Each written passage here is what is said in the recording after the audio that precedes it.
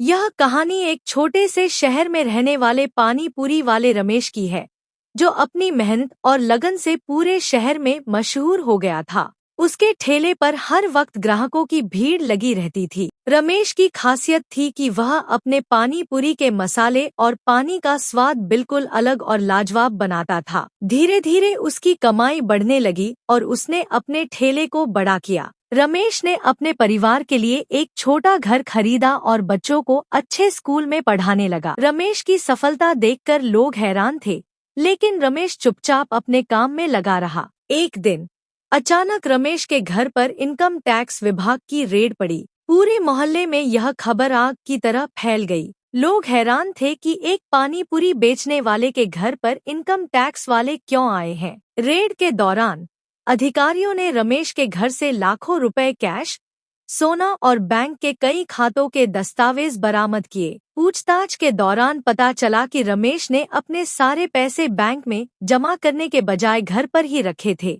और उसने अपनी आय की सही जानकारी नहीं दी थी। अधिकारियों को शक हुआ कि वह अपनी कमाई का टैक्स नहीं भर रहा था। जब रमेश से पूछा गया कि उसने यह सब क्यों किया, तो उसने कहा, साहब, मुझे यह सब कागजी काम समझ नहीं आता। मैं तो सिर्फ अपनी मेहनत से कमाई करता हूँ। मुझे डर था कि अगर मैं बैंक में सब जमा कर दूं, तो कोई मुझसे इसे छीन लेगा। इस घटना ने रमेश को सिखाया कि सही तरीके से अपने पैसों का प्रबंधन करना और सरकार को टैक्स देना कितना जरूरी है। बाद में रमेश ने एक चार्टर्ड अकाउंटेंट से सलाह ली और अपने सारे कागजात सही करवाए। अब वह अपने पानी पूरी के साथ साथ टैक्स के नियमों का भी ध्यान रखता है और लोगों को ईमानदारी से कमाई और टैक्स भरने का संदेश देता है। इस कहानी से हमें यह सीख मिलती है कि मेहनत और ईमानदारी से कमाई करना जितना जरूरी है, उतना ही जरूरी है कि हम सरकार के नियमों का पालन करें